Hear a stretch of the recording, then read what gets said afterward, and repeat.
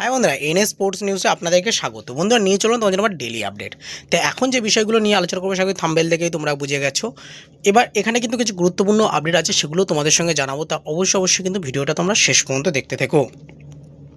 প্রথমত যে আপডেটটা তোমাদেরকে দেবো সেটা হলো ইস্ট বেঙ্গলের কোচকে নিয়ে। কারণ কোচ কিন্তু অলরেডি চূড়ান্ত হয়ে গেছে, সেটাকে আশা করি তোমরা সব জায়গা থেকে কম বেশি আপডেট পেয়ে গেছো। সেটা হলো অ্যান্টনিও লোপেজ হাবাস। কালকে আমি একটু ব্যস্ত ছিলাম বলে জন্য ভিডিও দিতে পারিনি, যার কারণে কিন্তু তোমাদেরকে আমি সেরকমভাবে আপডেটটা দিতে পারিনি। যাই হোক, আমি হোয়াটসঅ্যাপ পেজে কিন্তু আপডেট দিয়ে দিয়েছি। যারা হোয়াটসঅ্যাপ পেজে যুক্ত রয়েছে তারা কিন্তু অবশ্যই দেখেছো। এই অ্যান্টনিও লোপেজ হাবাস তিনি কিন্তু 1+1 ইয়ার ডিলে কিন্তু সাইনিং করেছেন, এমনটাই কিন্তু এখনও পর্যন্ত জানা যাচ্ছে। এই 69 বছর বয়সী স্প্যানিশ কোচ তিনি কিন্তু 1+1 ইয়ার ডিলে সাইনিং করেছে।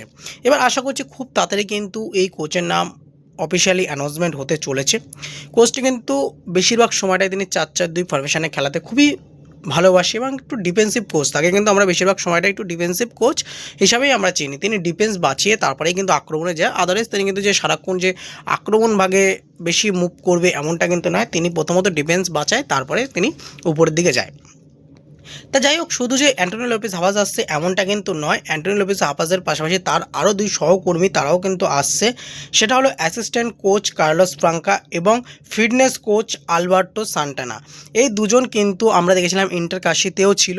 এই দুজন কিন্তু আমাদের যদি ইস্টবেঙ্গলে ইস্টবেঙ্গলেও কিন্তু আসতে চলেছে, এমনটাই কিন্তু আপডেট আছে এখনও পর্যন্ত। এই 3 কোচের সঙ্গে কিন্তু 1+1 ইয়ার ডিলেই কিন্তু চুক্তি হচ্ছে। যদি ভালো মতো পারফরমেন্স করে কোচ হাবাস, যদি ভালো খেলায় টিমকে, তাহলে অবশ্যই কিন্তু তার সঙ্গে আরও 1 বছরের চুক্তি এক্সটেনশন করবে, এমনটাই কিন্তু আপডেট আছে। এবার দেখার বিষয় থাকবে যে ইস্টবেঙ্গল টিম কার্লোস বলছি, অস্কার ব্রুজোর মতো ভুল করে কিনা। কারণ অস্কার ব্রুজোকে কিন্তু ধরে রাখতে পারতো যদি তাদের ডিলে এরকম একটা কোনো ক্লজ রাখতো যে 1+1 এর যদি তুমি ভালো করো তাহলে আমি তোমার এক্সটেনশন করতে পারবো বা আমি এক্সটেনশন করবো, এরকম যদি একটা কোনো ক্লজ রাখতো তাহলে কিন্তু অবশ্যই অস্কার ব্রুজোকে এরকমভাবে হাতছাড়া হতে হতো না বা হাত ছেড়ে দিতে হতো না। এবার অনেকেই বলবে যে এটা ম্যানেজমেন্টের ভুল, অনেক কিছু। দেখো, ভিতরের খবর অনেকেই জানে আবার অনেকেই জানে না। যাই হোক, সেটা নিয়ে তর্ক বিতর্কে গিয়ে লাভ নেই। কিন্তু এখন যতটুকু আপডেট যে আমাদের ক্লাবে কিন্তু দাদু চলে এলো, এটাই কিন্তু সবথেকে বড় বিষয়। আর ইস্টবেঙ্গল, সত্যি কথা ইস্টবেঙ্গল একটা স্বপ্নের ক্লাব। ইস্টবেঙ্গল ক্লাব ভালো পারফরমেন্স করবে, এটাই কিন্তু আমরা চাই। সেই জায়গা থেকে দেখতে গেলে কিন্তু কোচ খুব ভালো কোচ হচ্ছে অ্যান্টনিও লোপেজ হাবাস, কিন্তু একদমই খারাপ কোচ এটা বলবো না। 3 বারের আইএসএল চ্যাম্পিয়ন কোচ এবং একবার কিন্তু আই লিগ চ্যাম্পিয়ন কোচ। তা সেই জায়গা থেকে দেখতে গেলে অ্যান্টনিও লোপেজ হাবাস কিন্তু খুব ভালো এক্সপিরিয়েন্স আছে আমাদের ভারতীয় ফুটবলে। সেখান থেকে যদি তিনি দলের দায়িত্ব নিচ্ছেন যেহেতু ইস্টবেঙ্গল ক্লাবে, তাহলে আশা করছি ভালো হবে। এবার দেখো, ভারতীয় প্লেয়ার যেরকমভাবে সাইনিং হচ্ছে, বিদেশি প্লেয়ার কিন্তু তার কথা অনুযায়ী সাইনিং হবে, এটা কিন্তু তোমরা ধরে নিতেই পারো। এবার তার সঙ্গে থংবা সিংটো তো আছেই, তিনিও তার কিছু ভালো চুজ সেগুলোও দেবে তার কাছে। দেখা যাক শেষ পর্যন্ত কোন কোন বিদেশিকে আমরা দেখতে পাই। বিদেশির কথা যখন উঠলো, তাহলে তোমাদেরকে আরও একটা বিদেশি আপডেট দিয়ে রাখি যে 27 বছর বয়সী সেন্টার ব্যাকের প্লেয়ার কেভিন সিভিল্লিকে নিয়ে। কারণ কেভিন সিভিল্লিকে নিয়ে কিন্তু অনেকদিন ধরে কোনো আপডেট নেই। তোমরাও অনেকে জিজ্ঞাসা করছিল দাদা কেভিন সিভিল্লির কী হলো, কন্ট্রাক্ট এক্সটেনশন হচ্ছে না ছেড়ে দিচ্ছে। দেখো, এখনও পর্যন্ত যতটুকু আপডেট আছে কেভিন সিভিল্লিকে কিন্তু আর রাখতে চাইছে না ইস্টবেঙ্গল। কারণ তার যা যা শর্ত, সেই শর্ত কিন্তু মানতে পারছে না ইস্টবেঙ্গল ক্লাব। সেই জন্য কিন্তু কেভিন সিভিল্লিকে আর ধরে রাখা হবে না বলে এখনও পর্যন্ত জানা যাচ্ছে। কেভিন সিভিল্লিকে হয়তো ছেড়ে দিতে চলেছে ইস্টবেঙ্গল ম্যানেজমেন্ট। এবার তার জায়গায় যেটা আমি কিছুদিন আগেও তোমাদেরকে একটা আপডেট দিয়েছিলাম যে উরুগুয়ের কোনো এক বিদেশির সঙ্গে কিন্তু কথাবার্তা চালাচ্ছে ইস্টবেঙ্গল। শুধু উরুগুয়ে এমনটা কিন্তু নয়, আরও ইউরোপীয় কান্ট্রির কিন্তু 2-1টা প্লেয়ারের সঙ্গে কথাবার্তা চালাচ্ছে ইস্টবেঙ্গল। সেই জায়গা থেকে দেখতে গেলে যে সেন্টার ব্যাক পজিশনে কিন্তু আমরা আবারও একটা নতুন বিদেশি দেখতে পারি কেভিন সিভিল্লির জায়গায়, এটুকুনি কিন্তু বলা যেতেই পারে। তা তোমাদের কি মতামত, কেভিন সিভিল্লিকে রাখা উচিত ছিল না ছেড়ে দিয়ে ভালো কাজ করলো? তোমরা অবশ্যই জানিও। অবশ্য চ্যাম্পিয়ন প্লেয়ার ছিল, একটা চ্যাম্পিয়ন টিমের প্লেয়ার, তাকে এইভাবে ছেড়ে দেওয়াটা আমার মনে হয় না ঠিক হয়েছে। শুধু একমাত্র কিন্তু চ্যাম্পিয়ন দল থেকে কিন্তু মোহাম্মদ রাশিদি আছে, আর বাদবাকি কিন্তু এখনও পর্যন্ত সেরকম কোনো বিদেশিকে আমরা কিন্তু দেখতে পাইনি বা কন্ট্রাক্ট এক্সটেনশন করতে কিন্তু এখনও দেখিনি। পরবর্তীতে হবে কি সেটা জানি না, যদি হয়তো খুবই ভালো। কিন্তু আশা করছি যেহেতু কোচ পাল্টে গেছে, সেক্ষেত্রে আমাদের কিন্তু এটাও দেখতে পাবো যে কিছু বিদেশিও কিন্তু পাল্টাবে, নতুন নতুন বিদেশি আসবে। সেখানে কিন্তু একজন তো অলরেডি সাইনিং হয়ে গেছে, র্যামিরেজ। তা সেই জায়গা থেকে দেখতে গেলে আর 4টে বিদেশি বাকি আছে। 4টে বিদেশি কে কে হয় সেদিকে অবশ্যই আমাদের নজর থাকবে। এরপরে চলে আসি পরবর্তী আপডেটে। সেটা হলো তোমাদেরকে কিছুদিন আগেই আমি আপডেট দিয়েছিলাম 30 বছর বয়সী ডিফেন্সিভ মিডল প্লেয়ার সাহিল টাবোরাকে নিয়ে। এই সাহিল টাবোরা ডিফেন্সিভ মিডল পাশাপাশি সেন্টার মিডিও পজিশনেও খেলতে পারেন। মার্কেট ভ্যালু 1 কোটি টাকা।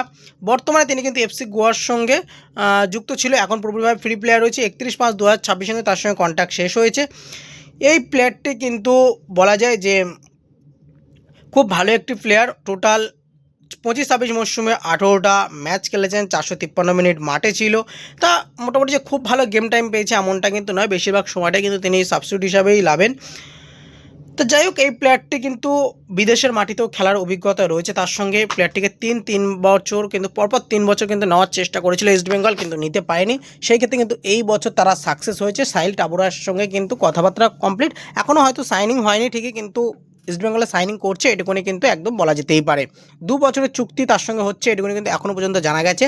আরও ডিটেলস পরবর্তীতে জানতে পারলে তোমাদের সঙ্গে শেয়ার করব, কিন্তু সাহিল টাবুরা ইস্টবেঙ্গলে আসছে এটুকুনি তোমরা ধরে নিতেই পারো। এরপর যদি চলে আসে আজকে শেষ আপডেট, সেটি হলো বন্ধুরা 24 বছর বয়সী লেফট ব্যাকের প্লেয়ার সন্দীপ মান্ডিকে নিয়ে। এই সন্দীপ মান্ডি লেফট ব্যাকের প্লেয়ার, 80 লক্ষ টাকা মার্কেট ভ্যালু তার। তিনি কিন্তু ইন্টার কাশি দলে যোগ ছিলেন। 31 মার্চ 2026 তার সঙ্গে চুক্তি শেষ হয়েছে। আমরা দেখতে পাচ্ছি ইন্টার কাশি থেকে কিন্তু কিছু কিছু প্লেয়ার আনতে চাইছে, যেহেতু ইন্টার কাশির কোচ ছিল হাবাস। সেক্ষেত্রে হাবাস খুব ভালো জানে যে ওই ক্লাবে কে কীরকম খেলে, তিনি কিন্তু তাদেরকেই আনতে চাইছে। এবার সেখানটায় দেখার বিষয় যে তারা এসে কতটা দাগ ফুটাতে পারবে এই ইস্টবেঙ্গল টিমে, কারণ ইস্টবেঙ্গল টিমের জার্সির ভার সবাই নিতে পারে না, এটা বারবারই আমি প্রায় সময়ই বলি, তোমরাও আশা করি জানো জিনিসটা।